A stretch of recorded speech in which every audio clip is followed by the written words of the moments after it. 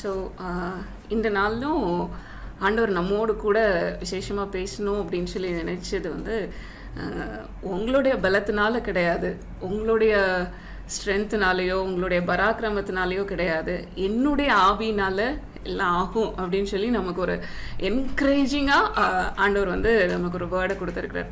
So இதை தியானிக்கும் போது நம்மளுக்கு நிறைய நேரத்தில் இது நம்ம எப்படி செய்வோம், இது எப்படி நடக்கும் அப்படின்னு சொல்லிட்டு நிறைய ஸ்ட்ரகிள்ஸ் மத்தியில் போகும்போது நம்மளுக்கு ஒரே கன்ஃபியூஷன்ஸ் வரும், நிறைய வரும். ஆனால் ஆண்டவர் சொல்கிறாரு, ஒன்றுமே இல்லாத நிலமையில் ஆண்டவர் வந்து ஒரு துளிரை கொண்டுட்டு வருகிற தேவனில். ஸோ எல்லாம் ஒன்றுமே இல்லாமல் போயிடுச்சு அப்படின்னு சொல்லி நினைக்கும் போது ஆண்டவர் வந்து ஒரு துளிரை வந்து கொண்டுட்டு வர்றார். ஸோ அதே மாதிரி நம்மளோட லைஃப்லேயும் நம்மளுடைய லைஃப்பில் பர்சனல் லைஃபாக இருக்கலாம், இல்லை நம்மளுடைய மினிஸ்ட்ரியாக இருக்கலாம், எந்த விஷயமா இருந்தாலும் ஆண்டவர் வந்து நம்மளை ஆசீர்வதிக்கணும், நம்மளை கொண்டு ஆண்டவர் வந்து பெரிய காரியங்களை செய்யணும் அப்படின்னு சொல்லி தான் ஆண்டவர் வந்து சித்தம் கொள்கிறார். ஆனால் நிறைய நேரத்தில் நம்மளுடைய ஓன் ஸ்ட்ரென்த்தில் நம்ம வந்து ஒரு 2 விஷயம் நல்லா போயிட்டு இருக்கும்போது ஆண்டவர்கிட்ட நம்ம ஜோமன் நிறைய நல்லா செய்வோம். ஆனால் அப்படி போகும்போது திடீர்னு நம்மளுடைய ஓன் ஸ்ட்ரென்த்தில் ரிலே ஆகும்போது அங்கே நம்ம வந்து ஒரு ஃபெயிலியரை நம்ம பார்க்குற மாதிரி இருக்கும். அப்போ ஆண்டவர் சொல்கிறாரு, இது வந்து உங்களுடைய பலத்தினாலையும் கிடையாது, உங்களுடைய பராக்கிரமத்தினாலையும் கிடையாது, என்னுடைய ஆவியினாலே எல்லாம் ஆகும் அப்படின்னு சொல்லிட்டு, என்னுடைய ஆவியினாலேயே ஆகும் அப்படின்னு சொல்லி சகரியால வந்து ஆண்டவர் எழுதி வச்சிருக்கிறது நம்ம பார்க்குறோம். ஸோ பார்த்தோம் அப்படின்னு சொன்னால் சகரியா 4வது அதிகாரம் 6வது வசனத்தில் இப்படி சொல்லப்பட்டிருக்கு, செருபாபேலுக்கு சொல்லப்படுகிற கர்த்தருடைய வார்த்தை.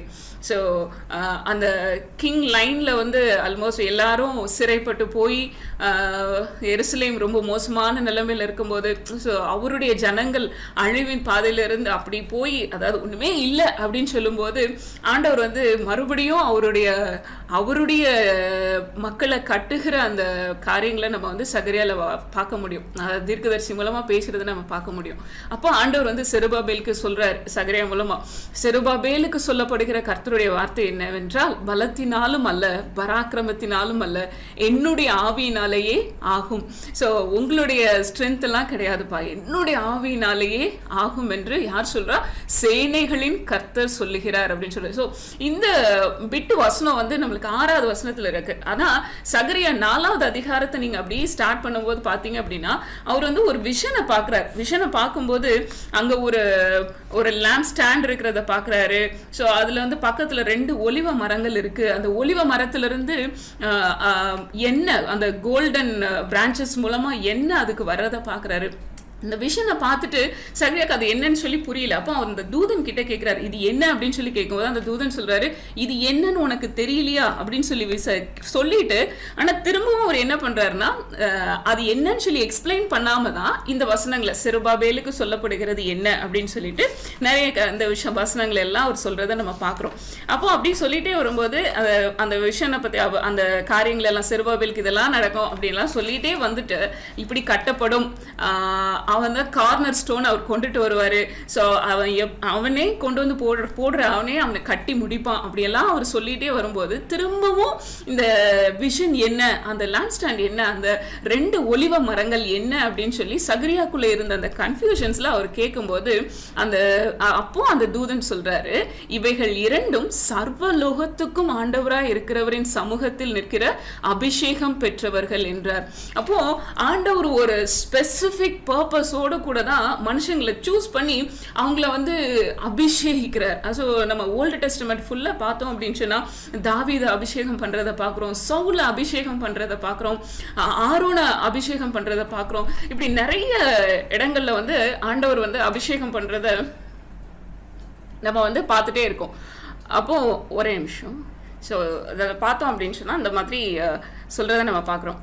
அப்புறம் ஸோ அபிஷேகம் பெற்றவர்கள், அப்போ நம்மளையும் ஆண்டவர் அப்படிதான் சூஸ் பண்ணி எடுத்து அவருடைய பணிக்காக, அவருக்காக சேவை செய்யும்படி அவருடைய காரியங்களை செய்யும்படி அவர் ஏதோ ஒரு திட்டத்தை வச்சிருக்கிறார் நமக்காக.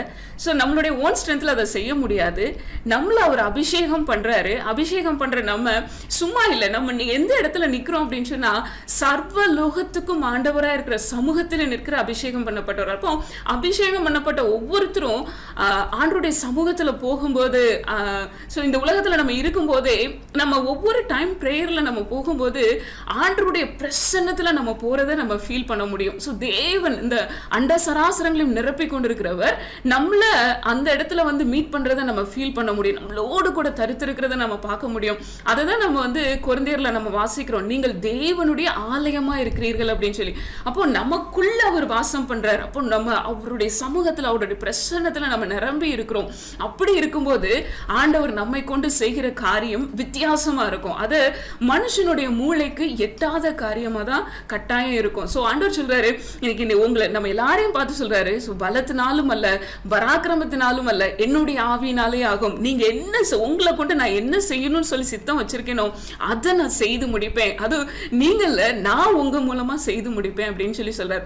அப்போ என்னென்ன விதங்கள்ல நம்மளுடைய டே டு டே லைஃப்ல டெய்லி காரியங்கள்ல நம்ம எந்தெந்த இடத்துல எல்லாம் தடுமாறிட்டு இருக்கோம் அப்படின்னு சொல்லி ஆண்டவர் இன்னைக்கு வந்து ஒரு சின்ன காரியங்களை இதெல்லாம் நீயா செய்ய முடியாது, பட் நான் உன்னோடு கூட இணைஞ்சு செய்வேன், என்னுடைய ஆவினாலேயே தான் இது ஆகும் அப்படின்னு சொல்லி சில காரியங்களை நம்மளுக்கு சொல்லி தர போறார்.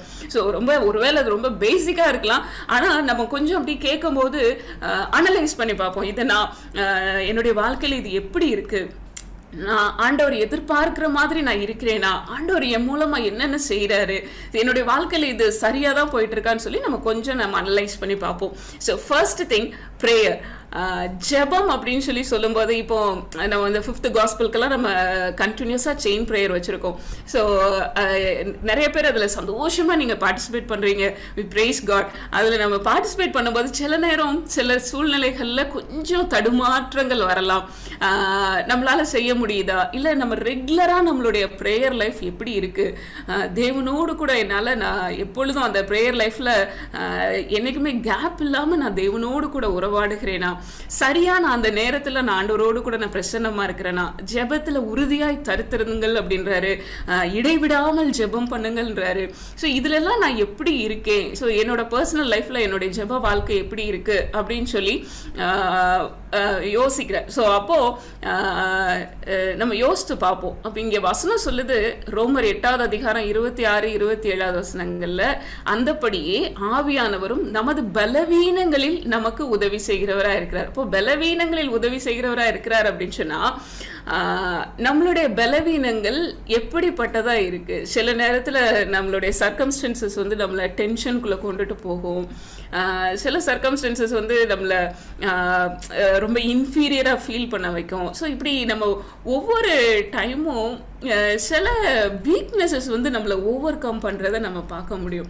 அப்போ நான் அந்த டைமில் நம்ம எப்படி பிஹேவ் பண்ணுறோம், நம்மளுடைய ப்ரேயர்ஸ் எப்படி இருக்குது அப்படின்னு சொல்லி நம்ம கொஞ்சம் திங்க் பண்ணி பார்ப்போம். நான் அந்த சூழ்நிலைகளுக்குள்ளே நான் போகும்போது என்னுடைய ஜெபம் தேவனுக்கு பிரியமாக இருக்கா, இல்லைனா தேவனுடைய சித்தத்துக்கு மாறாக என்னுடைய எமோஷன்ஸ்லேருந்து நான் பேசிகிட்டு இருக்கேன். சில நேரம் நம்ம எமோஷன்ஸை கொட்டுறது ரொம்ப நல்லது, ஆனால் அது ஆண்டவருடைய சமூகத்தில் அது எப்படி பார்க்கப்படுது, பார்க்கிறார் அப்படியெல்லாம் கொஞ்சம் நம்ம யோசித்து பார்க்கணும். ஸோ அதாவது வசனம் சொல்லுது, நாம் ஏற்றபடி வேண்டிக் கொள்ள வேண்டியது இன்னதென்று அறியாமல் இருக்கிறபடியால் நம்மளுக்கு அது தெரியாது அப்படின்னு சொல்லி வசனமே சொல்லுது. நம்மளும் நிறைய நேரம் ஃபீல் பண்ணுவோம்ல, எப்படி நான் ஜோம் பண்ணோன்னே எனக்கு தெரியலை அப்படின்னு சொல்லி நம்ம ஃபீல் பண்ணுவோம். ஸோ ஆண்டவர் சொல்றாரு, ஆவியானவர் தாமே வாக்கு கடங்காத பெருமூச்சுகளோடு நமக்காக வேண்டுதல் செய்கிறார்.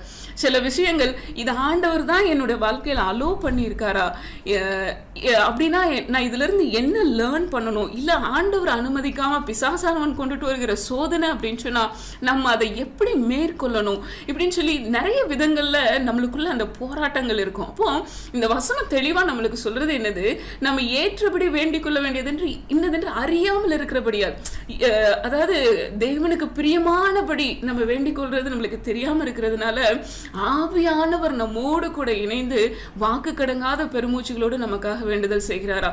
ஸோ இது எவ்வளோ பெரிய ஆசீர்வாதம் இல்லை. அப்போ அடுத்த வசனம் சொல்லுது, ஆவியானவர் தேவனுடைய சித்தத்தின்படியே.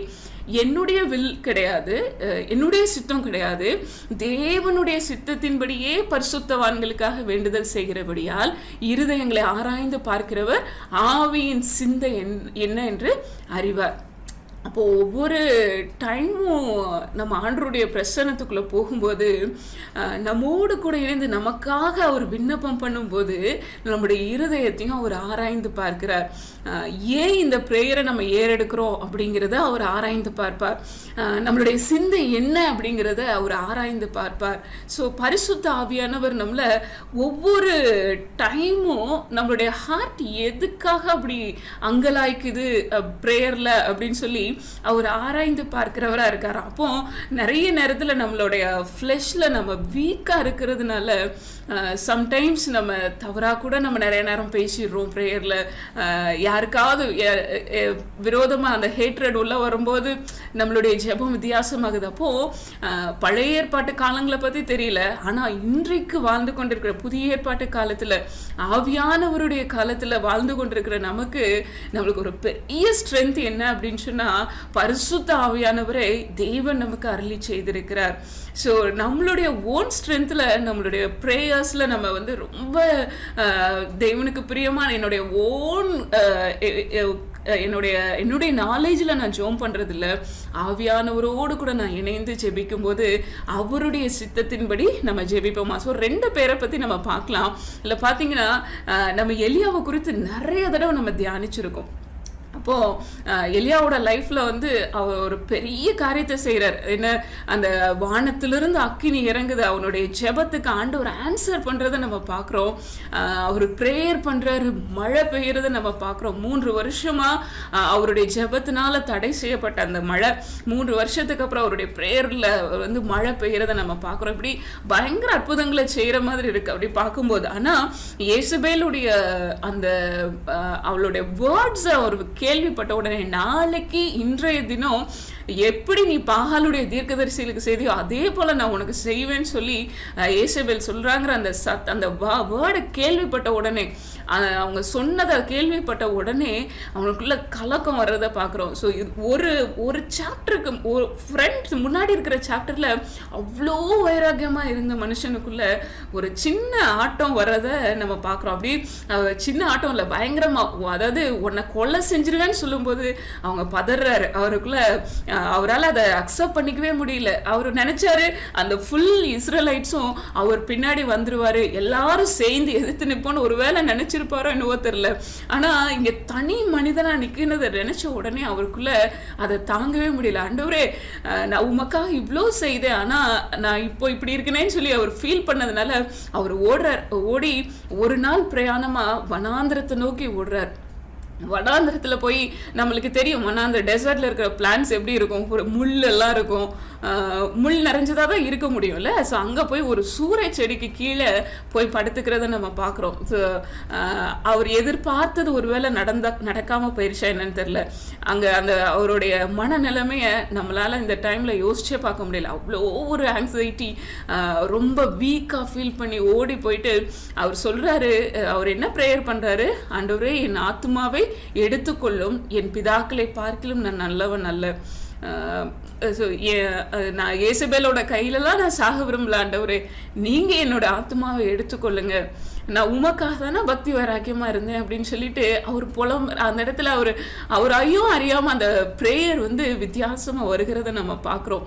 ஸோ இதை போலதான் நம்மளுடைய டென்ஷன் டைம், நம்மளுக்கு வர்ற அந்த ஸ்ட்ரெஸ்ல நம்ம என்ன ப்ரேயர் பண்ணுறோன்னு கூட நம்மளால் யோசிச்சு பார்க்க முடியாத அளவுக்கு நம்மளுடைய ப்ரேயர்ஸ் வந்து ரொம்ப வித்தியாசமாக இருக்குது. அதனால தான் ஆண்டவர் சொல்கிறாரு, உங்களுடைய பலவீனங்களில் நான் உதவி செய்கிறதுக்கு என்னுடைய ஆவியானவரை கொடுத்துருக்குறேன்னு சொல்லி.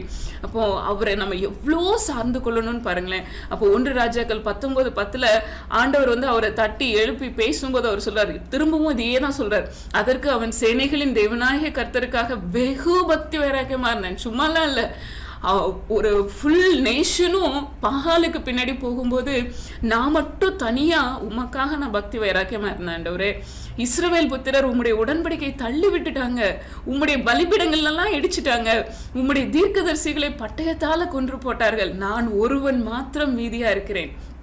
நான் மட்டும் இருக்கேன், ஏன் பிராணனையும் வாங்க தேடுறாங்க. ஸோ நான் மட்டும்தான் ஆண்டவரே உங்களுக்காக இருக்கேன், என்னையும் அவங்க அழிக்க தேடுறாங்கன்னு சொல்லிட்டு அவர் புலம்புறதை நம்ம பார்க்குறோம். அதே மாதிரி அதுக்கப்புறம் ஆண்டவர் வந்து வெளியே வான்னு சொல்லுவார். அந்த குகையிலேருந்து, அந்த கெபிக்குள்ளேருந்து நீ வெளியே வா அப்படின்னு சொல்லி கூப்பிட்றாரு. வெளியே வந்ததுக்கப்புறம் ஆண்டவர் அப்படியே கடந்து போகும்போது அக்கினி வருது, பயங்கர சத்தம்லாம் கேட்குது, ஒரு பேரிரைச்சல்லாம் உண்டாகுது. ஆனால் கடைசியில் அந்த அமர்ந்த மெல்லிய சத்தத்தில் ஆண்டவர் அவரோடு கூட அந்த சத்தத்தை கேட்ட உடனே மறுபடியும் ஆண்டவர்கிட்ட அவர் பேசுற காரியம் இதே தான். மறுபடியும் திரும்ப இந்த இதே வசனத்தை திரும்பவும் சொல்றாரு. 14வது வசனத்து 14வது வசனத்துல சொல்றாரு. மறுபடியும் 10th verseல சொன்ன அதே வசனத்தை, அதே வேர்ட்ஸ் அப்படியே ரிப்பீட் பண்றாரு. உம்முடைய தீர்க்கதரிசிகளெல்லாம் கொன்று போட்டாங்க, நான் மாத்திரம் தனித்திருக்கேன், நான் மாத்திரம் மீதியா இருக்கேன் அப்படின்னு சொல்லி சொல்றாரு. அப்போ ஆண்டவர் வந்து உடனே அவருக்கு வந்து அப்படியா எலியா நீ எனக்காக இப்படியெல்லாம் செஞ்சியா அப்படியெல்லாம் அது ரொம்ப கன்சோல் பண்ண மாதிரி தெரியல. நெக்ஸ்ட் அசைன்மெண்ட் எலியாவுக்கு என்னவோ அதை தான் ஆண்டவர் சொல்றாரு. சொல்லிட்டு அவர் திரும்ப ஒரு வார்த்தை ஆண்டவர் வந்து ஒரு வசனத்தை சொல்றாரு 18வது வசனத்துல, ஆனாலும் பாகாலுக்கு முடங்காதிருக்கிற முழங்கால்களையும் அவனை முத்தம் செய்யாதிருக்கிற வாய்களையும் உடைய 7000 பேரை இஸ்ரவேலிலே மீதியாக வைத்திருக்கிறேன் என்றார். எலியா நீ மட்டும் தனியா கிடையாது, உன்னை போல இன்னும் நான் 7000 பேரை நான் வச்சிருக்கேன் அப்படின்னு சொல்லி சொல்றார். ஸோ எலியாவோட வாழ்க்கையில் அவர் நினச்சிட்டு இருந்தது நான் மட்டும்தான் இருக்கேன் போல அப்படின்னு சொல்லி. ஆனால் ஆண்டவர் சொல்கிறாங்க ஒன்று நீ மட்டும் இல்லை 7000 பேரை நான் வச்சுருக்கேன் அப்படின்னு சொல்கிறார். ஸோ நிறைய நேரத்தில் நம்மளுக்கு அந்த ஆண்டவர் பார்க்குற மாதிரி நம்ம பார்க்க மாட்டோம். ஆண்டவருடைய சிந்தனை நம்மளால் சரியாக இருந்து கொள்ள முடியல. அப்போது இந்த டைம்லலாம் நம்ம எப்படி ஆவியானவரை நம்ம எவ்வளோ டிபெண்ட் பண்ணணும் அப்படின்னு சொல்லி பாருங்கள். ஸோ நம்ம ப்ரேயரில் உட்காரும்போது, ஆண்டவருடைய சமூகத்தில் உட்காரும்போது வழக்கம் போல் ஆண்டவரை ஒரு 2 ப்ரேஸ் பண்ணிட்டு சில பிரேயர்ஸை நான் சொல்லிட்டு அப்படியே நான் போயிட்டு இருக்கேனா, இல்லை ஆவியானவர் எனக்குள்ளாக இருந்து வேண்டுதல் செய்யறதுக்கு நான் அந்த டைமை நான் விட்டு கொடுத்துட்டு இருக்கேனா அப்படின்னு சொல்லி யோசித்து பாருங்க. நெக்ஸ்ட் இல்லைன்னா நம்ம எலியாவை போல நிறைய நேரத்தில் நம்ம சோர்ந்து போயிடுவோம். அடுத்தது நம்ம பார்த்தோம்னா டேவிடோட பிரேயர். தாவீதோட வாழ்க்கையிலையும் பயங்கர போராட்டம். சவுல் துரத்துறாரு, சொந்த பையனாகி அப்சலோம் துரத்துறாரு. எப்படி இருந்திருக்கோம்ல. ஸோ அங்கேயும் நீங்கள் பார்த்தீங்கன்னா நம்ம சங்கீதத்தில் நிறைய இடத்துல நம்ம வாசிக்க முடியும். ஸோ அந்த மாதிரி பிரேயர் நம்ம நிறைய நேரம் செய்ய மாட்டோம், செய்யக்கூடாதுல்ல. இதில் நீங்கள் பாருங்கள், சங்கீதம் 58:6 போட்டிருக்கு, தேவனே அவர்கள் வாயில் உள்ள பற்களை தகர்த்து போடும், கர்த்தாவே பால சிங்கங்களின் கடவாய் பற்களை நொறுக்கி போடும். ஸோ அவருக்கு எகெயின்ஸ்டா வர்றவங்களுடைய பற்களை எல்லாம் தகர்த்து போடுங்க அப்படின்னு சொல்லி சொல்றாரு. ஸோ இந்த ப்ரேயரை காட் எப்படி அக்செப்ட் பண்ணுவாரா எனக்கு தெரியல, பட் அக்செப்ட் பண்றாரா எனக்கு தெரியல. ஆனா தாவீதோடைய இருதயம் அப்படியெல்லாம் பேசி முடிச்சதுக்கு அப்புறம், எல்லாத்தையும் கொட்டி தீர்த்ததுக்கு அப்புறம் அவர் வந்து ஆண்டவரை வந்து பிரைஸ் பண்றதை நம்ம வந்து சங்கீதத்துல நம்ம வாசிக்க முடியும். ஆனா இன்னைக்கு ஆண்டவர் நம்மளுக்கு சொல்லி கொடுத்தது, இயேசு கிறிஸ்துவானவர் சொல்லிட்டு போயிட்டாரு, உங்களை பகைக்கிறவர்களுக்காக நீங்கள் ஜெபம் பண்ணுங்கள், உங்களை துன்பப்படுத்துறவங்கள நீங்க ஆசீர்வதியுங்கள். ஸோ தாவீதுடைய காலத்துல தாவீதுடைய அந்த சங்கீதத்தெல்லாம் வாசிக்கும் போது நம்மளும் இதை போல ஜெபம் பண்ணா எவ்வளோ நல்லா இருக்கும்னு சொல்லி நிறைய நேரத்துல தோணலாம். ஆனா நம்மளுக்கு கிறிஸ்துவானவர் சொல்லிட்டு போயிருக்கிறது, உங்களை கஷ்டப்படுத்துறவங்களுக்காக, உங்களை துன்பப்படுத்துறவங்களுக்காக, உங்களை பகைக்கிறவங்களுக்காக நீங்க ஜெபம் பண்ணுங்க, அவங்களை ஆசீர்வதிங்க அப்படின்னு சொல்றாரு. அப்போ இது எதுவுமே நம்மளுடைய சொந்த முயற்சியினால செய்யவே முடியாது. ஸோ அதை தான் நான் எலியாவுடைய வாழ்க்கையிலிருந்தும் தாவீதுடைய வாழ்க்கையிலிருந்தும் நான் காட்டி கொடுத்தேன். ஸோ நம்ம ஆவியானவரை நம்ம சார்ந்து கொள்ளலைன்னா நம்மளுடைய பலத்தினாலேயோ நம்மளுடைய பராக்கிரமத்தினாலேயோ தேவனுடைய சித்தத்தின்படி நம்மளுடைய ஜெபங்களை ஏறெடுக்க முடியாது. ஸோ அதான் ஆண்டவர் சொல்றாரு, என்னுடைய ஆவியினாலேயே ஆகும். ஸோ ஒருவேளை சகரியால வாசிக்கும் போது அது டிஃப்ரெண்ட்டான ஒரு ஆஸ்பெக்டில் இருக்கலாம். ஆனால் ஆவிக்குரிய வாழ்க்கைக்குள்ளே நம்ம என்ட்ரான உடனே ஒரு வார் ஜோன் மாதிரி தான். ஒவ்வொரு நாளும் போராட்டம் இருக்கும், மாம்சத்தில் போராட்டம், ஆவியில் போராட்டம். நம்ம அந்த போராட்டத்தை நம்ம ஃபீல் பண்ணிகிட்டே இருக்க முடியும். அப்போ அதை வந்து ஜெபத்தில் மேற்கொள்வதற்கு நமக்கு ஒரு நல்ல ஒரு ஹெல்ப்பர் வேணும், பரிசுத்த ஆவியானவர். ஸோ நீங்கள் ஜெபத்தில் உட்காரும் பொழுது ஆவியானவருக்கு விட்டு கொடுக்கறதுக்கு நம்ம பழக்கப்படுவோம். அடுத்தது நம்ம பார்த்தோம் அப்படின்னு சொன்னால் 1 கொரிந்தியர் 14:2 பார்க்குறோம், ஏனெனில் அந்நிய பாஷையில் பேசுகிறவன் ஆவியினாலே ரகசியங்களை பேசுகிறான், தேவனோடு ரகசியங்களை பேசுகிறான். அப்போ டங்ஸில் நம்ம ஏன் டங்ஸை நீங்கள் வாஞ்சித்து கேளுங்க அப்படின்னு சொல்லி நம்ம மீட்டிங்ஸ்லாம் சொல்கிறாங்க அப்படின்னா, நீங்கள் டங்ஸில் பேச பேச பேச ஆவியானவர் வந்து உங்கள் மூலமாக அந்த அந்த சத்தம் தேவனுடைய சமூகத்தை போய் எட்டுது, தேவனிடத்துல பேசுறாரு. ஒருவேளை நம்மளுக்கு அது புரியுதோ புரியலையோ, அந்த டார்க்னஸ் வந்து நம்மளை விட்டு அகன்று போறதை நம்ம ஃபீல் பண்ண முடியும். ஏன்னா நம்ம கண்ணுக்கு தெரியாத நிறைய காரியங்கள் அந்த ஹார லோகாதிபதியின் வானமண்டலத்தில் உள்ள சேனைகள் இது எல்லாத்தோடய நம்மளுக்கு போராட்டம் இருக்குன்னு சொல்லி சொல்கிறோம். அப்போ நம்ம ஓவர் கம் பண்ணணும் அப்படின்னு சொல்லி சொன்னால் ஜெபத்தில் நம்ம தரித்திருக்கணும். அப்போ ஆவியானவரோடு கூட இணைந்திருக்கும் போது, அப்போ நம்மளுடைய ஓன் வேர்ட்ஸில் நிறைய நேரம் அதை சொல்ல முடியாதப்போ ஆவியானவர் அந்த அந்நிய பாஷையின் மூலமாக அந்த விடுதலையை நம்மளுக்குள்ள கொடுக்க முடியும். அந்த டார்க்னஸ்லேருந்து நம்மளுக்கு ஒரு விடுதலையை கொடுக்க முடியும். ஸோ நீங்கள் அந்த அப்போஸ்தலர்களுடைய காலங்கள்லாம் பார்த்தீங்க அப்படின்னு சொன்னால், அவங்க போய் கரங்களை வைக்கும்போது பரிசுத்த ஆவியானவர் அவங்கள நிரப்புறதை நம்ம பார்க்குறோம். அப்போஸ்தலர் 2வது அதிகாரத்தில் அந்த பென்டிகாஸ்டல் டேல ஃபர்ஸ்ட் நடக்கிறது தான். ஆவியானவர் அவங்க மேலே அப்படியே ஊற்றப்படுகிறார். ஊற்றப்பட்ட உடனே அவங்க அந்நிய பாஷைகளில் பேசுறத அந்த இடத்துல நம்ம பார்க்க முடியுது. அதே மாதிரி அப்போஸ்தலர் 10வது அதிகாரத்தில் கொர்நேலியு வீட்லையும் அதே மாதிரி தான். பேதுரு போய் பேசிட்டே இருக்காரு. தேவனிடத்துல பட்சபாதம் இல்லைன்னு சொல்லி ஆரம்பிச்சு ஏசு கிறிஸ்துவை குறித்து அப்படியே பிரசங்கம் பண்ணிட்டே வந்துட்டு இருக்கும்போது ஆவியானவர் அப்படியே இறங்கி வர்றதை பார்க்க, அது அவங்க இறங்கி வந்து அவங்க ஒன்னே செய்யறது பல பாஷைகளில் பேசினாங்க அப்படின்னு சொல்றப்போ இருதயத்தில் இருக்கிற அந்த வியாகுலங்கள் எல்லாத்தையும் ஆவியானவர் வந்து கன்வே பண்ணிட்டே இருப்பார். ஸோ நம்மளுக்கு அது தெரியாது, ஆனா நம்மளோடு கூட இணைந்து அவர் ஜெபிப்பார். ஸோ ப்ரேயர்ல நம்ம அதிகாலையில டங்ஸ்ல தேவனோடு கூட உறவாடுகிறது மிக மிக மிக அவசியம். இல்லைன்னா இந்த உலகத்துல நம்ம போராட்டங்களை மேற்கொள்றதுக்கு முடியாது, நம்மளுக்கு ஸ்ட்ரென்த் இருக்காது. அடுத்தது ஆவியானவர் தான் நம்மளுக்குள்ள என்ன செய்ய முடியும்னா மறுரூபத்தை கொண்டு வர முடியும். பிள்ளைங்கிட்ட பேசும்போது நீ இனிமேல் இதை செய்ய மாட்டியா அப்படின்னா, இனிமேல் நான் செய்யவே மாட்டேன் அப்படிம்பாங்க. நெக்ஸ்ட் டேவே there is the same thing. நம்ம லைஃப்ல கூட நம்ம இதெல்லாம் செய்யக்கூடாது இதெல்லாம் செய்யக்கூடாதுன்னு சொல்லி நம்ம நிறைய டெசிஷன்ஸ் எடுத்துகிட்டே இருப்போம். இனிமேல் நான் இப்படி எல்லாம் பேசக்கூடாது அப்படின்னு சொல்லி. ஆனால் நம்மளே அறியாம சில நேரத்துல நம்ம பேசிடுவோம். பேசினது ஐயோ நான் இப்படி தப்பு செஞ்சுட்டேனே அப்படின்னு சொல்லி நம்ம யோசிப்போம். அப்போ ஏன் அந்த ஃப்ளெஷ்ல ஏன் அப்படின்னா நம்மளுடைய ஓன் ஸ்ட்ரென்த்தில் நம்ம அதை செய்யணும். செல்ஃப் டிசிப்ளின் பண்ணுங்கிறது உண்மைதான், நல்லது. ஆனால் அந்த டிசிப்ளினை நானா ட்ரை பண்ணி செய்யணும்னு சொல்லி நினைக்கும் போது என்னன்னா நல்ல பிள்ளையா நல்லவளா நான் காண்பிக்கணும்னு சொல்லி நிறைய விதங்களை நம்ம போராடும் போது நம்மளுக்குள்ள ஒரு ஃப்ரஸ்ட்ரேஷன் வரும், நம்மளால அதை செய்ய முடியாது. அப்போ நம்மளுக்குள்ள அந்த மாற்றத்தை கொண்டு வருகிறவர் யாருன்னா பரிசுத்த ஆவியானவர். ஸோ அதுதான் சொல்ற 2 கொரிந்தியர் 3வது அதிகாரம் 17-18 வசனங்கள்ல பார்த்தோம்னா கர்த்தரே ஆவியானவர், கர்த்தருடைய ஆவி எங்கேயோ அங்க விடுதலை உண்டு. ஸோ எந்த விதங்கள்ல நீங்க இன்னும் இந்த பர்டிகுலர் இதுல எனக்கு ஒரு விடுதலை கிடைச்சா நல்லா இருக்கும் அப்படின்னு சொல்லி நம்ம நினைக்கிறோமோ அந்த இடத்துல விடுதலை தருகிறவர் ஆவியானவர். அப்போ அந்த வசனம் அப்படியே கடைசியில முடியும் போது நம்ம அந்த சாயலாகத்தானே கர்த்தரால் அந்த சாயலாகத்தானே மகிமையின் மேல் மகிமை அடைந்து மறுரூபப்படுகிறோம்.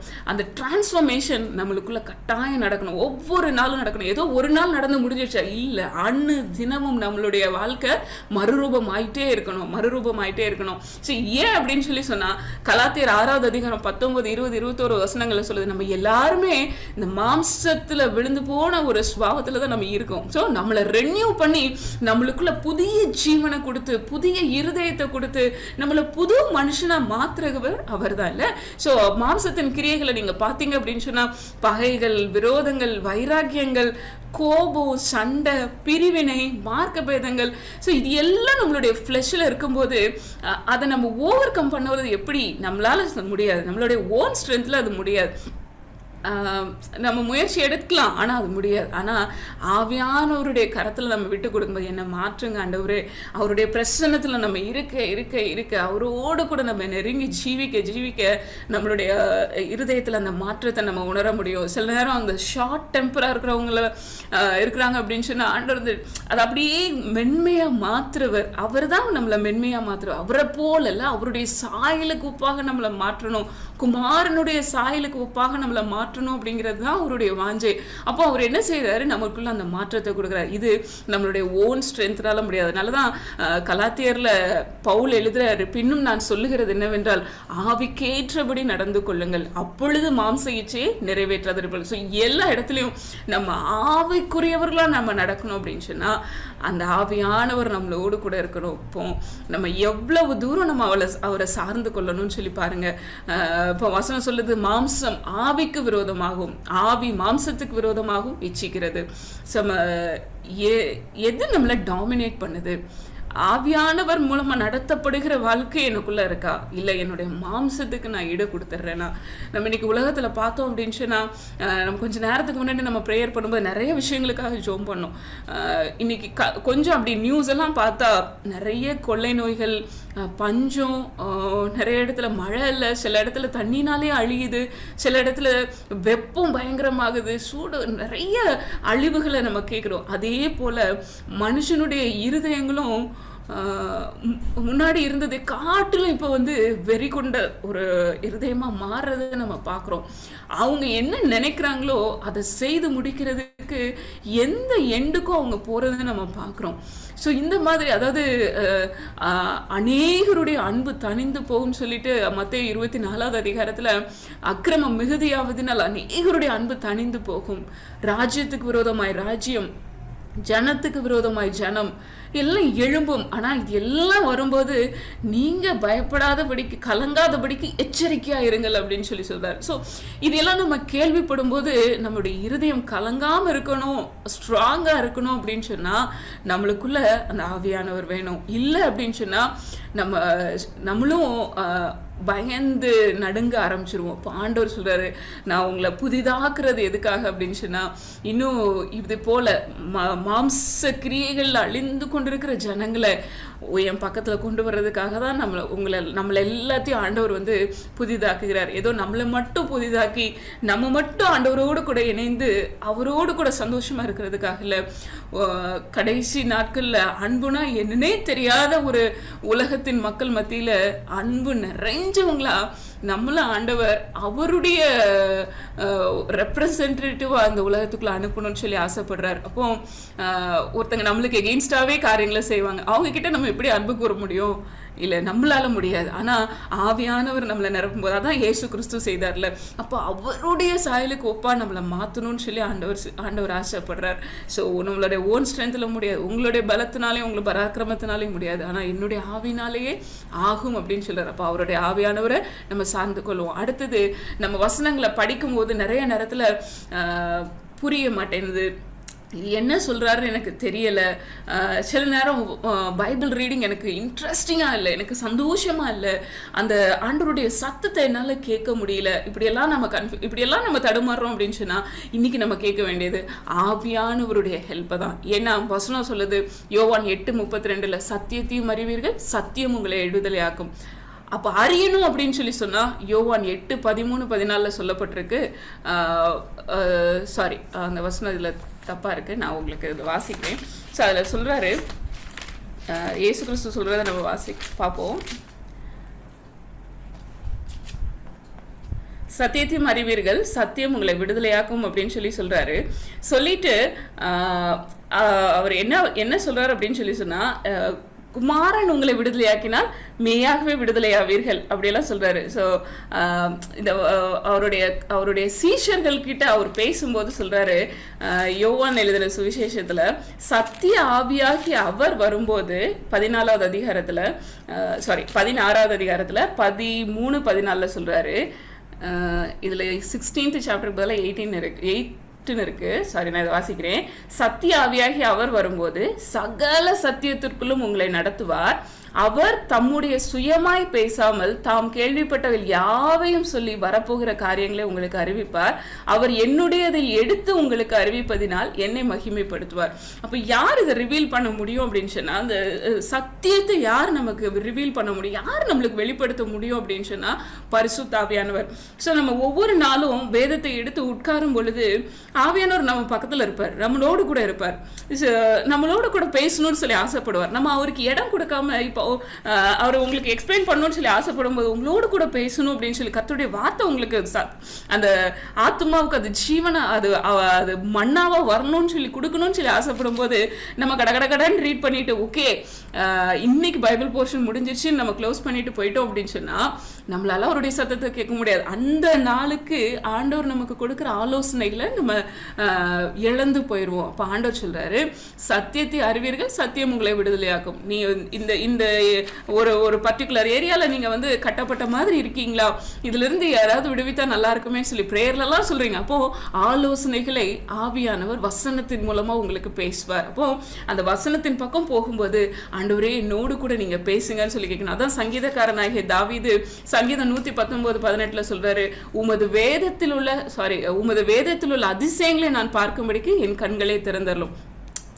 ஐ திங்க் இது தாவீது எழுதின சங்கீதமா என்னன்னு தெரியல. ஆனால் அந்த சங்கீதம் ரொம்ப அழகாக அந்த வசனம் சொல்லுது, உம்முடைய அதிசயங்களை பார்க்கும்படிக்கு என் கண்களை திறந்தலும். கண்கள் திறக்கப்படலை அப்படின்னு சொன்னால் நம்மளுக்கு அந்த ஜீவனை கொடுக்குற வார்த்தைகளை நம்ம மிஸ் பண்ணிடுவோம். ஸோ ரொம்ப குட் எக்ஸாம்பிள் என்ன அப்படின்னு சொன்னால், ஆகாருடைய லைஃப்பில் நீங்கள் பார்த்தீங்கன்னா, ஆகார் வந்து தன்னுடைய பையனை பிடிச்சிட்டு அப்படியே அந்த வனாந்திரத்தின் வழியாக போகும்போது தண்ணி தீந்து போயிடுச்சு, என்ன செய்யறதுன்னு தெரில.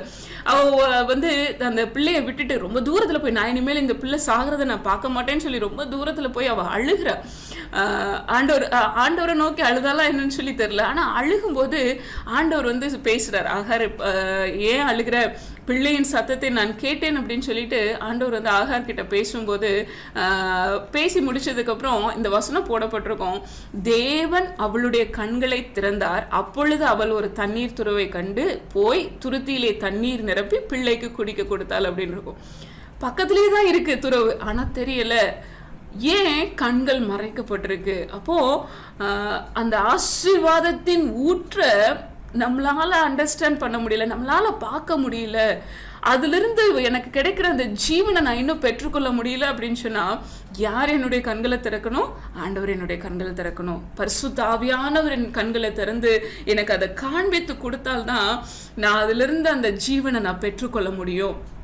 அப்போ நீங்கள் ப்ரேயர் பண்ணும்போது, நீங்கள் பைபிளை வாசிக்கும் போது, நம்ம ஒவ்வொருத்தரும் வாசிக்கும் போது, ஆண்டவரே என்னோடு கூட நீங்கள் பேசுங்க, ஆண்டவரே ஆவியானவரே நீங்கள் எனக்கு இதை வெளிப்படுத்துங்க, ஆண்டவரே நீங்கள் எழுதி கொடுத்துருக்க இந்த வார்த்தைகளின் ரகசியங்களை எனக்கு நீங்கள் சொல்லித்தாங்க, என் வாழ்க்கையில் நான் அதை அப்ளை பண்ணுறதுக்கு எனக்கு ஹெல்ப் பண்ணுங்கன்னு சொல்லிட்டு நம்ம ஆவியானவரை சார்ந்து கொள்ளணும். நெக்ஸ்ட், ஸோ ப்ரேயர்னாலும் நம்ம அவரை தான் சார்ந்து கொள்ளணும். வசனத்தை தியானிக்கணுமா, அவர் தான் எனக்கு சொல்லிக் கொடுக்கணும். அவர் சொல்லிக் கொடுக்கும்போது தான் என்னுடைய ஆத்மாவுக்கு அது ஜீவன், அது சாப்பாடாக இருக்கும்ல, மண்ணாவாக இருக்கும். அப்போ தான் நம்ம சந்தோஷமாக இருக்க முடியும். ஆனால் இது யாருக்கு புரியாது அப்படின்னு சொன்னால், மாம்சத்தில் இருக்கவங்களுக்கு புரியாது. Cornell man can not understand this truth. அவங்களால அறிந்து கொள்ள முடியாது. அதுதான் 1 கொரிந்தியர்ல பவுல் சொல்றார். 1 கொரிந்தியர் 2:11-15 வரைக்கும் நீங்க வாசித்து பார்த்தீங்கன்னா, மனுஷனின் உள்ள ஆவியே என்று மனுஷரில் எவன் மனுஷனுக்குரியவைகளை அறிவான், அப்படி போல தேவனுடைய ஆவியை அன்றி ஒருவனும் தேவனுக்குரியவைகளை அறிய மாட்டான். நம்மளால அறிந்து கொள்ள முடியாது. தேவனுக்குரிய காரியங்களை நம்ம அறிந்து கொள்ளணும் அப்படின்னு சொன்னா, தேவனுடைய ஆவியானவர் நமக்குள்ள அதை வெளிப்படுத்தணும். அதான் பவுல் சொல்றாரு, நாங்களோ உலகத்தின் ஆவியை பெறாமல் தேவனால் எங்களுக்கு அருளப்பட்டவைகளை அறியும்படிக்கு தேவனிலிருந்து புறப்படுகிற ஆவியையே பெற்றோம். நம்மளுக்குள்ளேயே அந்த ஆவியானவரை கொடுத்திருக்கிறார். ஸோ அவர் நமக்கு வார்த்தைகளை விலக்கி காட்டணும்.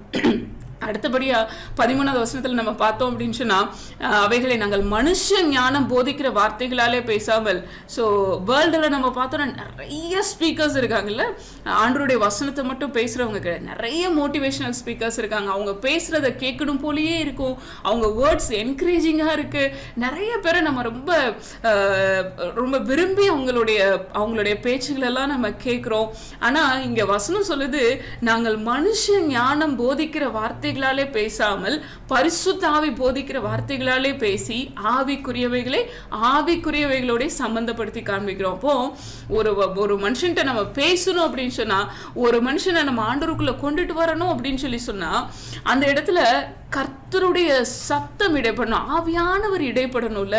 அப்போ அவருடைய சத்தத்தை என் மூலமா நீங்க கிரியை செய்யுங்க ஆண்டவரே. அந்த மனுஷனுடைய ஆத்மா எந்த சூழ்நிலையில் எப்படி கிடக்குன்னு சொல்லி எனக்கு தெரியாது, ஆனா நீங்க பேசுங்கன்னு சொல்லி விட்டு கொடுக்க ஆவியானவர் உங்க மூலமா கிரியை செய்வார். ஸோ மாம்சத்தில் இருக்கிறவங்களால இதை புரிந்து கொள்ள முடியாது. அவங்களுக்கு இது பைத்தியமா தெரியும். அதுதான் 14வது வசனத்துல பாக்குறோம், ஜென்ம சுபாவமான மனுஷனோ தேவனுடைய ஆவிக்குரியவைகளை ஏற்றுக்கொள்ளான், அது அவனுக்கு பைத்தியமாக தோன்றும். அப்போ நான் ஆண்டவரை பத்தி மற்றவங்களுக்கு சொல்லணும், அந்த பர்டிகுலர் பர்சனுக்குள்ளேயும் ஆண்டவர் கிரியேஷன், ஆவியானவர் கிரியேஷன், அவங்களுடைய இருதயத்தை திறக்கணும், அந்த வசனம் சரியாய் போகணும். அப்போ ரெண்டு பக்கமும் சரியான வார்த்தைகள் நம்ம கிட்ட இருந்து போகணும், அந்த இருதயத்துக்குள்ள அந்த வசனம் உள்ள போகணும், அந்த வார்த்தை உள்ள போகணும், அது கிரியை செய்யணும். அப்போ நம்ம இது ரெண்டு பக்கத்துலயும் கிரியை செய்கிறவர் ஆவியானவர். அதனாலதான் சொல்றாரு, நீங்க ஆவியானவரோடு கூட நீங்க நெருங்கி இருங்க, ஆவியானவர் உங்களை நடத்தட்டும் அப்படின்னு சொல்லி நீங்க விட்டு கொடுக்கணும். இப்போ ஒவ்வொரு நாளும் நம்மளுடைய வாழ்க்கை எவ்வளோ தூரம் அவருக்குள்ள நெருங்கி இருக்கணும் அப்படிங்கிறத நம்ம யோசித்து பார்ப்போம். Next thing, ministry. ஸோ ஊழியத்துலேயும் நம்ம நிறைய மினிஸ்ட்ரியில் நிறைய பேர் எல்லாரும் மினிஸ்ட்ரி பண்ணிகிட்டே இருப்போம். ஆனால் நாள் பட அது பழக்கமாக மாறிடும்.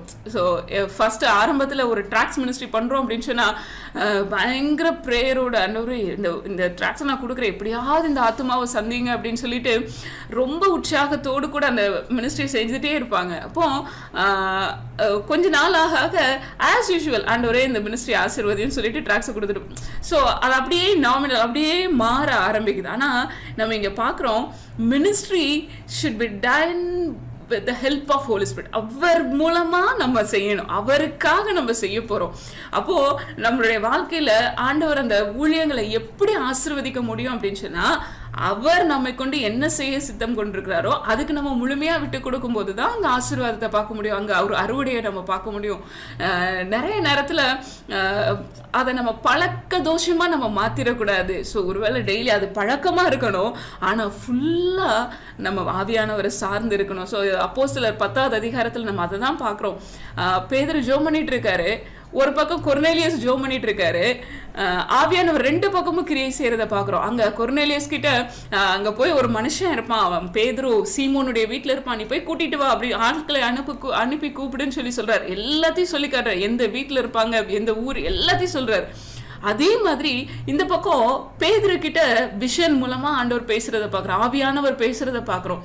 அப்போ 19வது வசனத்துல பாத்தீங்கன்னா, பேதுரு அந்த தரிசனத்தை குறித்து சிந்தனை பண்ணி கொண்டிருக்கீங்க, ஆவியானவர் இதோ 3 மனுஷர் உன்னை தேடுகிறார்கள்.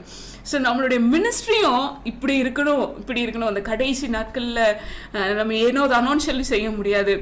ஒவ்வொரு நாளும் ஆவியானவர்னால நிரப்பப்பட்டு அவர் வைத்திருக்கிற அந்த திட்டத்துக்கு நேரம். ஏன்னா நம்ம கடைசி காலத்துல என் டைம் ரிவைவல்ல நம்ம பார்ட்டிசிபேட் பண்ணணும், நம்ம இருக்கணும், நானும் அதுல ஒரு பங்கா இருக்கணும்னு சொல்லி ஆசைப்படுறோம். அப்போ இந்த கடைசி நாட்கள்ல ஆண்டவரே என்னை அப்படி போல எதிர்வா எப்படி நீங்க பயன்படுத்துறீங்களோ, நீங்க ஃபுல்லா நீங்க லீட் பண்ணீங்க, அதே போல நீங்க லீட் பண்ணுங்கன்னு சொல்லி நம்ம ஜெபம் பண்ணோம். அதுல பாத்தீங்கன்னா 44வது வசனத்துல நம்ம பாக்குறோம், இந்த வார்த்தைகளை பேதுரு பேசிக்கொண்டிருக்கீங்க. அங்க நீங்க ஜெபம் பண்ணுங்க, ஆவியானவர் உங்களுக்குள்ள வருவாருன்னு சொல்லி சொன்ன மாதிரி இல்லை. நீங்க அந்த இன்சிடென்ட்டை நீங்க மெதுவா ரிலாக்ஸ்டா நீங்க வாசித்து பாருங்க. அவர் ஜஸ்ட் இயேசு கிறிஸ்து யாருன்னு சொல்லி சொல்றாரு. அதுக்கப்புறம் அவர் மரித்தார், உயிரோடு எழுந்தார், எங்களுக்கு நீ காணப்பட்டார், எங்க யாரையெல்லாம் சாட்சியா வச்சிருந்தாரோ அவங்களுக்கு எல்லாம் காணப்பட்டார் அப்படின்னு சொல்லி அவர் பேசிட்டே வரும்போது ஆவியானவர் அங்க கூடி வந்திருக்கிற உங்களுடைய இருதயங்களை அவர் திறக்கிறத நம்ம பாக்குறோம், உள்ளுக்குள்ள கிரியை செய்யறத நம்ம பாக்குறோம். அவங்க பேசிட்டு இருக்கும் போதே, பேதுரு பேசிட்டு இருக்கும் போதே, அந்த சத்தத்தை கேட்டுக்கிட்டு இருக்கும் போதே அவங்களுக்குள்ள விசுவாசம் உண்டாகிறத நம்ம பாக்குறோம். அந்த விசுவாசம் உண்டான உடனே பரிசுத்தாவியானவர் அவங்க கேட்ட மாதிரி இல்ல, பட் அப்படியே அவர் அவங்க மேல இறங்கி வர்றதை நம்ம இந்த வார்த்தைகளை பேதுரு பேசிக்கொண்டிருக்கையில் வசனத்தை கேட்டவர்கள் யாவர் மேலும் பரிசுத்தாவியானவர் இறங்கினார். ஆண்டவரே, இப்படிப்பட்ட ஒரு மினிஸ்ட்ரி எங்களுடைய வாழ்க்கையில வேணும் ஆண்டவரே, நம்ம ஜெபம் பண்ணுவோம். அவங்க கூடி வந்திருக்காங்க, அவங்க ஹார்ட் ஆண்டவர் ப்ரிப்பேர் பண்ணி வச்சிருக்காரு. ஆவியானவர் அப்படியே இறங்கி வந்த உடனே அவங்க பல பாஷைகள்ல பேசுறாங்க. விருத்த சேதனம் பண்ணி கொண்ட யூதர்கள் அவங்கள பார்க்கும்போது இவங்களும் புறஜாதிகளும் ஆவியானவருடைய அந்த வரங்களை பெற்றுக்கொண்டதை பார்த்து ஆச்சரியப்படுறாங்க. அப்போ ஆண்டவர் எடுத்து பயன்படுத்தணும்னு சொல்லி சித்தம் கொண்டுட்டார்னா, அவருடைய கைகள்ல நம்ம அடங்கி இருந்துட்டோம் அப்படின்னு சொல்லி சொன்னா, நம்ம நினைச்சு பார்க்க முடியாத இடங்களுக்கு கொண்டுட்டு போய் ஆண்டவர் நம்மளை வல்லமையா பயன்படுத்த முடியும். ஸோ நம்ம இங்க கூடி வந்திருக்கிறவங்க இந்த 500 யூத் ரேலியில நிறைய பேர் வந்தாங்க, ஆனா ஒரு குட்டி கூட்டம் தான் still we are remaining. So இந்த குட்டி கூட்டத்தை ஆண்டவர் அப்படி ஷேப் பண்ணணும்னு சொல்லி ஆசைப்படுறார்.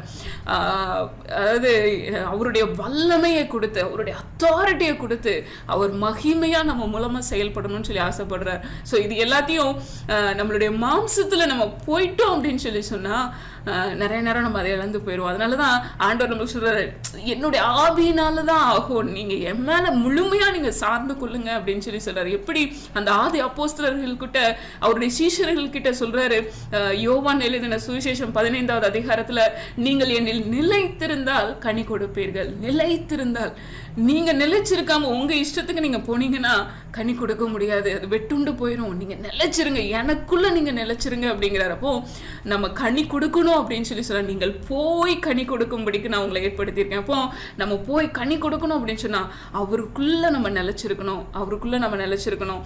அடுத்தது நம்ம பார்த்தோம் அப்படின்னு சொன்னா the gifts by his spirit. நிறைய வரங்களை குறித்து நம்ம தியானிச்சிருக்கோம், நிறைய பேசியிருக்கிறோம் ஆவியானவருடைய வரங்களை குறித்து. இப்போ பேதுரு இந்த வசனத்தையும் சொல்றாரு, அப்போஸ்தலர் 10:38, நஸ்ரேனாகிய இயேசுவை தேவன் பரிசுத்த ஆவியினாலும் வல்லமையினாலும் அபிஷேகம் பண்ணினார். தேவன் அவருடைய கூட இருந்தபடியினாலே அவர் நன்மை செய்கிறவராயும் பிசாசின் வல்லமையில் அகப்பட்ட யாவரையும் குணமாக்குகிறவராயும் சுற்றி திரிந்தார். இதுல பார்த்தப்போ கிறிஸ்துவை தேவன் பரிசுத்த ஆவியினால நிரப்பி அவருடைய பணியை இந்த உலகத்துல செய்ய வச்சாருன்னா, அப்போ நம்மளும் எந்த அளவுக்கு அவர் நம்மளை நிரப்பணும்னு சொல்லி பாருங்க. அவர் நம்மளை நிரப்பணும், அவர் நம்மளை நிரப்பணும். அப்பதான் நம்ம இந்த மாதிரி காரியங்களை செய்ய முடியும். இல்லை அப்படின்னு சொல்லி சொன்னா சத்ரு மேற்கொள்றத நம்ம பார்க்க முடியும். ஒரு அப்போஸ்தலர்ல ஒரு இன்சிடென்ட் வரும்ல, இப்போ பவுல்கிட்ட பவுலையும், அதாவது கிறிஸ்துவின் நாமத்தினால அவங்க பிசாசுகளை துரத்துவாங்க. அப்போ அந்த பிசாசுகள் எல்லாம் சொல்லும், நாங்கள் கிறிஸ்துவையும் அறிவோம் பவுலையும் அறிவோம், நீங்கள் யாருன்னு சொல்லிட்டு அவங்க ட்ரெஸ் எல்லாம் உறிஞ்சி அடிச்சு துரத்தி விடுறத நம்ம பார்க்குறோம். அப்போ மாம்சத்தினால இது எதையுமே நம்ம செய்ய முடியாது, ஓன் ஸ்ட்ரென்த்ல செய்ய முடியாது. ஆவியானவர் நம்மளை நிரப்பி இருக்கும் பொழுதுதான் நன்மை செய்ய முடியும், பிசாசின் வல்லமையில் அகப்பட்டவங்களை விடுவிக்கவும் முடியும், குணமாக்கவும் முடியும். அப்போ அவருடைய வரங்கள் நமக்கு வேணும். அதே மாதிரி இயேசு கிறிஸ்துவை பத்தி சொல்லும் போது ஏசாயா 11:2 பார்க்குறோம், ஞானத்தையும் உணர்வையும் அருளும் ஆவி. ஸோ நம்மளுக்கு ஞானத்தையும் உணர்வும் நம்மளுக்கு வேணும் அப்படின்னு சொன்னா நமக்குள்ள இல்லை, ஆவியானவர் கொடுப்பார். ஆலோசனையும் பலனையும் கொடுப்பார், அறிவையும் கர்த்தருக்கு பயப்படுகிற பயத்தையும் அருளும் ஆவியும் கர்த்தருடைய ஆவியானவர் அவர் மேல் தங்கி இருப்பார். ஸோ கிறிஸ்துவை குறித்து சொல்லப்பட்டிருக்கு, அதே கிறிஸ்துவின் ஆவியானவர் தான் நமக்குள்ளே வர்றார். ஸோ இது எல்லாத்தையும் அவர் நம்மளுக்கு கொடுப்பார். ஸோ 1 கொரிந்தியர் 12வது அதிகாரம் 4-11 வசனங்கள்ல நம்ம பார்த்தோம்னா நிறைய வரங்களை குறித்து அதுல நம்ம பார்க்குறோம். ஸோ இது எல்லாத்தையும் நடப்பிக்கிறவர் ஒரே ஆவியானவர். ஸோ ஒருவேளை இந்த 500 யூத் ரேலியில் வந்திருக்கிற நம்ம லீடர்ஸாக ஆண்டவர் உருவாக்குறாருன்னு சொல்கிறோம். ஸோ ஒவ்வொருவரையும் ஒவ்வொரு வரத்தை கொடுத்து ஆண்டவர் ஆசீர்வதிக்கணும்னு சொல்லி ஆசைப்படுறார். வரங்களினால் நிரப்பி நம்மளுடைய ஊழியங்களை அவர் ஆசீர்வதிக்கணும்னு சொல்லி ஆசைப்படுறார். நம்மை ஆசீர்வதிக்கிறது, மக்களை ஆசீர்வதிக்கிறதுக்கு நம்மளை பயன்படுத்தணும்னு சொல்லி ஆண்டவர் ஆசைப்படுறார். அவருடைய சரீரத்தில் நம்ம எல்லாரும் அவயவங்கள் அப்படின்னு சொல்லி சொல்றார். ஸோ ஒவ்வொரு அவயவத்துக்கும் ஒவ்வொரு, கண்ணுக்கு ஒரு மாதிரி, காதுக்கு ஒரு வேலை, மூக்குக்கு ஒரு வேலை, வாய்க்கு ஒரு வேலை. ஸோ இதே போலதான் அவருடைய சரீரத்துல நம்மளை அங்கமா சேர்த்து நம்ம ஒவ்வொருத்தரையும் ஒவ்வொரு விதத்துல ஆண்டவர் பயன்படுத்தணும்னு சொல்லி சித்தம் கொண்டிருக்கார். ஸோ இது நம்ம கேட்கறதுனால கிடையாது, நம்ம ஆசைப்படலாம், நம்ம வரங்களை ஆசைப்படுங்கன்னு சொல்லி பவுல் சொல்ற, ஆசைப்படுங்க. ஆனா அவருடைய சித்தத்தின்படி நமக்கு அதை கொடுப்பாராம். ஸோ அந்த வசனம் அப்படிதான் இருக்கு.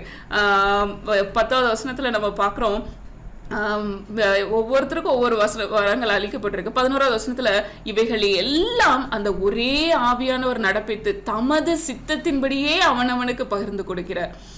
தமது சித்தத்தின்படியே, என்னுடைய சித்தத்தின்படி அல்ல, நான் விரும்புறதுனால இல்லை, அவருடைய சித்தத்தின்படி. இந்த பர்டிகுலர் பர்சனை நான் இந்த வரத்தினால நிரப்பி இவனை இப்படி பயன்படுத்த முடியும், இப்படி நான் பயன்படுத்துவேன் அப்படின்னு சொல்லி ஒவ்வொருத்தரையும் அவர் வித்தியாசமா பயன்படுத்தணும்னு சொல்லி ஆசைப்படுறார். ஸோ அதே மாதிரி நீங்க பாத்தீங்கன்னா சிலருக்கு போதிக்கிற கிருபையை கொடுக்கிறார், சிலருக்கு தீர்க்க தரிசனம் உரைக்கிற கிருபையை கொடுக்கிறார். ஸோ ஒவ்வொருத்தரையும் ஆண்டவர் வித்தியாசமா பயன்படுத்தணும்னு சொல்லி ஆசைப்படுறார். ஸோ நம்ம அப்படி லாங் போறோம், ஆண்டவரே உம்முடைய சித்தத்தின்படி நீங்க எனக்குன்னு சொல்லி வைத்திருக்கிற அந்த ஊழியத்துக்கு தேவையான கிருபைகளினால என்ன நிறைய நிரப்புங்க. ஆண்டவரே நான் உங்க கைகள் அடங்கி இருந்து நீங்க விரும்புகிற அந்த ஊழியத்தை நான் செய்யணும். ஸோ இப்படி ஊழியங்கள் நடக்கும்போது அந்த இடத்துல கர்த்தருடைய நாமம் மாத்திரம்தான் மகிமைப்படும், மனுஷனுடைய பேர் கிடையாது, கிறிஸ்துவின் நாமம் மகிமைப்படும். அப்படிதான் அப்போஸ்தலர்களுடைய காலங்கள்லாம் நடந்துச்சு. அவங்க தேவனை மகிமைப்படுத்தினார்கள், தேவனை மகிமைப்படுத்தினார்கள் இருக்கும். ஸோ இந்த கூட்டத்துல ஆண்டவர் அப்படிதான் நம்மள்ட்ட எதிர்பார்க்கிறார்.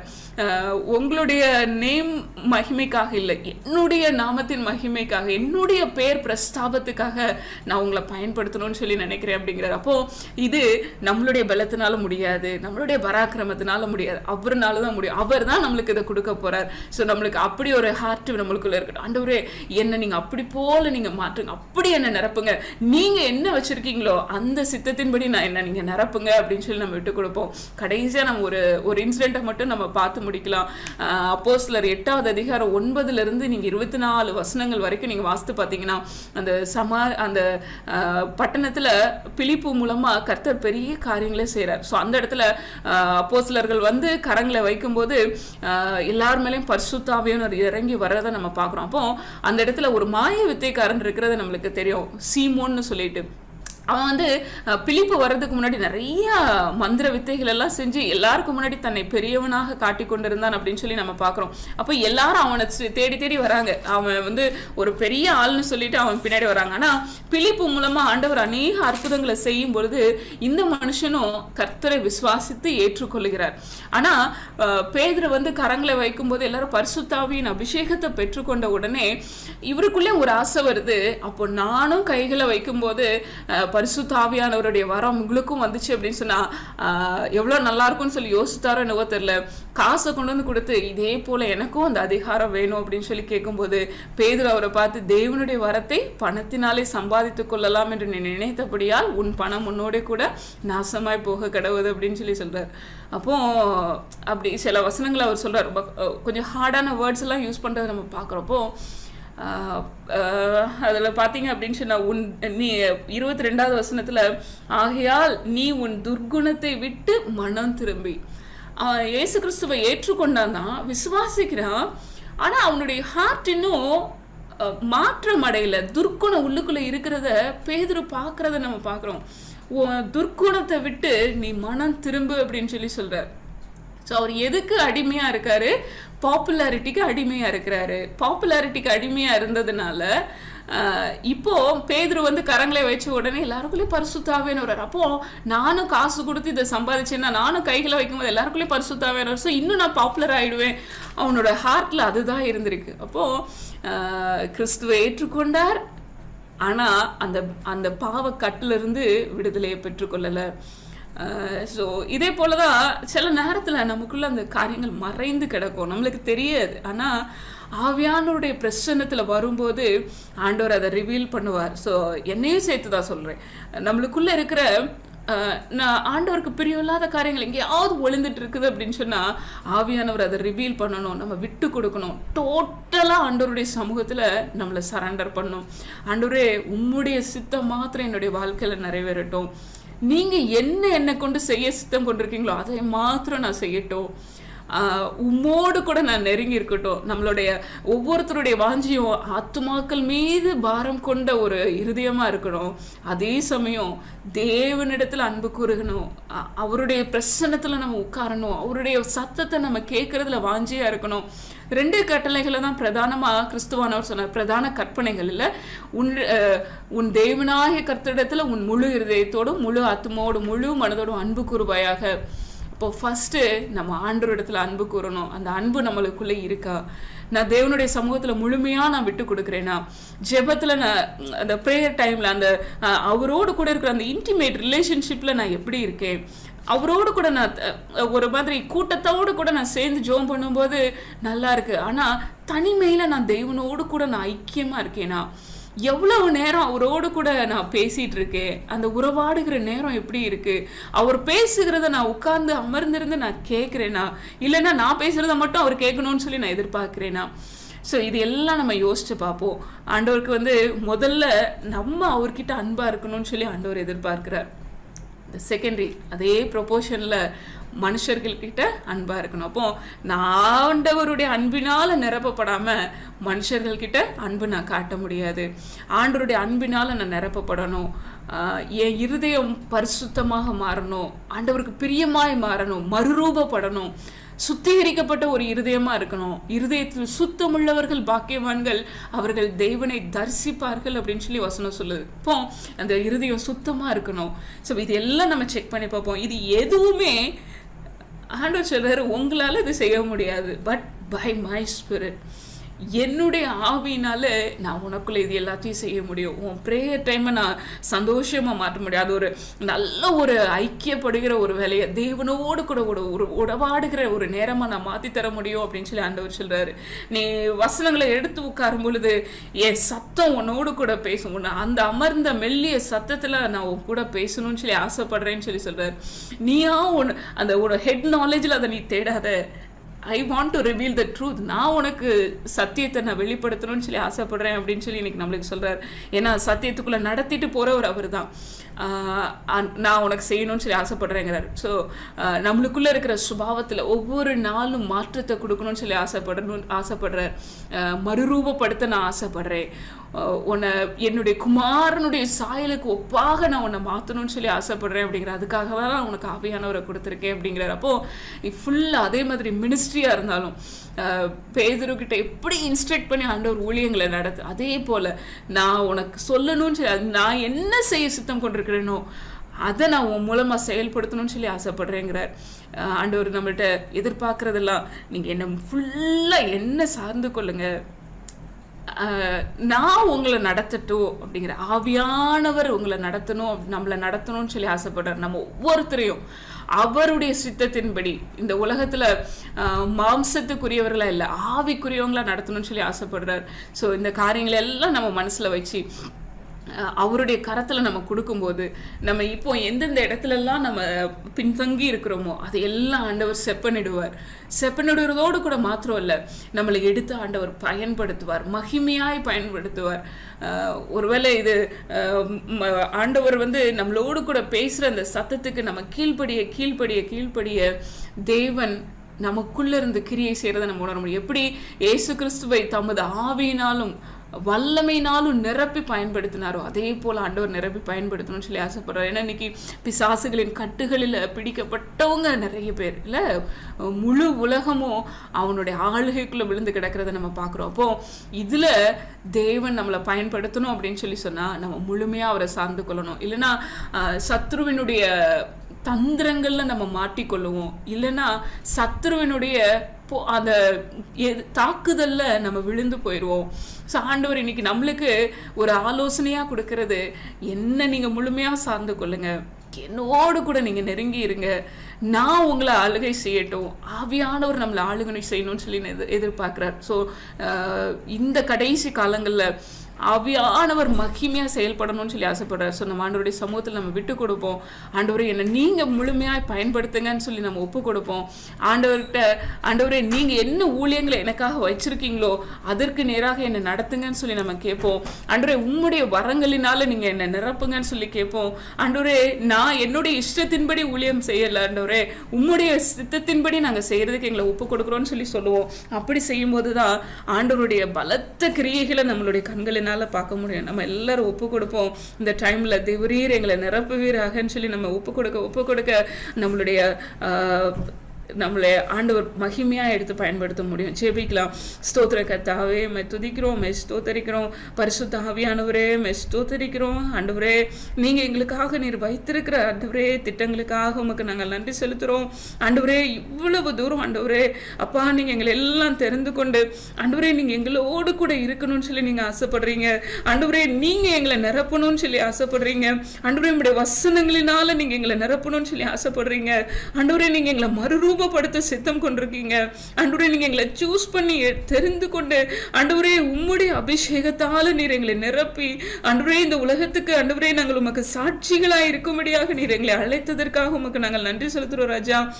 ஆண்டவரே இந்த நேரத்தில் ஆண்டவரே அப்பா ஒருவேளை மாம்சத்தில் பலவீனமா இருக்கிற எங்களை ஆண்டவரே நீர் பலப்படுத்தும்படியா என்னுடைய கரத்தில் நாங்கள் விட்டு கொடுக்கிறோம். ஆண்டவரே அப்பா எந்தெந்த பகுதிகளில் சத்ருவானவன் உரிமை பாராட்டி கொண்டிருக்கிறானோ அந்த இடங்களெல்லாம் ஆண்டவரே இந்த நேரத்தில் பரிசுத்த ஆவியானவர் நீங்க ஆண்டவரே கிளீன் பண்ணும்படியா நாங்கள் ஜெபிக்கிறோம். ஆண்டவரே அப்பா ஒவ்வொருடைய இருதயத்துக்குள்ள ஒரு மாற்றத்தை நீங்க கொட்டலிடும்படியா நாங்கள் ஜெபிக்கிறோம் ராஜா. ஆண்டவரே அப்பா உம்முடைய சித்தம் ஆண்டவரே ஒவ்வொருடைய வாழ்க்கையில நிறைவேறட்டும். ஆண்டவரே நீங்க எப்படி ஆதி அப்போஸ்தலர்களை ஆண்டவரே அப்பா நீர் எப்படி நிரப்பி நீங்க வல்லமையாய் பயன்படுத்தினீரோ அப்படி போல நீங்க நிரப்புங்க ராஜா. ஆண்டவரே அப்பா முழுமையாய் எங்களை நாங்கள் அர்ப்பணிக்கிறோம் ஆண்டவரே. இந்த கடைசி நாட்களில் ஆண்டவரே நாங்கள் கண்களை திறந்து பார்க்கும் பொழுது ஆண்டவரே அப்பா ஜனங்கள் எவ்வளவாய் தங்களை கெடுத்துக் கொள்கிறதை நாங்கள் பார்க்கிறோம் ஆண்டவரே. இவர்கள் மீது அன்பு காண்பிக்க ஆண்டவரே, இவர்களுக்கு விடுதலையின் நற்செய்தியை கொண்டு செல்வதற்கு ஆண்டவரே, உண்மை அறிவிப்பதற்கு நீங்க எங்க எல்லாரையும் நீங்க பயன்படுத்துங்க ராஜா. ஆண்டவரே உங்களுடைய வரங்களினால நீங்க நிரப்புங்க ஆண்டவரே. குணமாக்கும் வரங்களினால நீங்க நிரப்புங்க ஆண்டவரே. அப்பா அப்பா தீர்க்க தரிசன வரத்தினால நீங்க நிரப்புங்க ஆண்டவரே. அப்பா ஆண்டவரே உம்மோடு கூட ரகசியங்களை பேசுகிறவர்களாய் நீர் ஒவ்வொருவரையும் நீர் மாற்றும்படியா நாங்கள் செபிக்கிறோம் ஆண்டவரே. உமக்குள்ள நாங்கள் நெருங்கி ஜீவிக்க எங்களுக்கு கிருபை பாராட்டுங்க ஆண்டவரே. உம்மோடு கூட நாங்கள் ஐக்கியப்படுகிற நேரங்களை ஆண்டவரே, எந்தெந்த காரியங்கள் இப்பொழுது கொள்ளை கொண்டிருக்கிறதோ எல்லாவற்றையும் இயேசுவின் நாமத்தினால நாங்கள் கடிந்து கொண்டு புறப்படுத்துகிறோம். பரிசுத்த ஆவியானவர் நீங்க ஆளுகை செய்யும்படியா உம்முடைய கரத்துல நாங்கள் ஒப்புக் கொடுக்கிறோம் ஆண்டவரே. உம்முடைய சமூகத்துல நாங்கள் விட்டு கொடுக்கிறோம் ராஜா. ஆண்டவரே உம்முடைய நாமம் ஆண்டவரே ஒவ்வொருவருடைய வாழ்க்கையிலும் மகிமைப்படட்டும் ஆண்டவரே. வேலை பார்க்கிற இடமாக இருந்தாலும் ஆண்டவரே, ஊழிய ஸ்தலமாக இருந்தாலும் ஆண்டவரே, அவங்களுடைய குடும்பங்களாக இருந்தாலும் ஆண்டவரே, எல்லா இடங்களிலும் கர்த்தருடைய ஆவியானவர் ஒவ்வொருவரையும் நிரப்பி ஆண்டவரே பரலோகத்தின் மகிமையை ஒவ்வொருவரும் பார்க்க கர்த்தர் நீங்க ருசித்து பார்க்க கர்த்தர் நீங்க கிருபை செய்யும்படியா நாங்கள் செபிக்கிறோம் அப்பா. உம்முடைய ஆளுகைக்குள்ள விட்டு கொடுக்கிறோம் ராஜா. எங்க எல்லாரையும் நாங்கள் உங்களுடைய சமூகத்துல தாழ்த்தி தருகிறோம். தேவரீர் உம்முடைய நாமத்தை மகிமைப்படுத்துவீராக ஆண்டவரே. நீங்க சொல்லியிருக்கீங்க ஆண்டவரே, உங்களுடைய எல்லைகள் எல்லாம் பெரிதாக்குவேன்னு சொல்லியிருக்கீங்க ஆண்டவரே. அதே போல ஆண்டவரே உம்முடைய ராஜ்யத்தை நீர் ஆண்டவரே அப்பா நீர் கட்டும்படியா ஆண்டவரே, உம்முடைய ராஜ்யம் ஆண்டவரே வரத்தக்கதாய் ஆண்டவரே, உமக்குள்ள நாங்கள் ஆண்டவரே ஸ்திரப்பட்ட காரியங்களை செய்ய நீங்க எங்களுக்கு கிருபை பாராட்டும் ஆண்டவரே. உம்முடைய சமூகத்துல எங்களை தாழ்த்தி தருகிறோம், விட்டு கொடுக்கிறோம். இரட்சகர் இயேசுவின் நாமத்தினால கேட்கிறோம் நல்ல தகப்பனே, ஆமென்.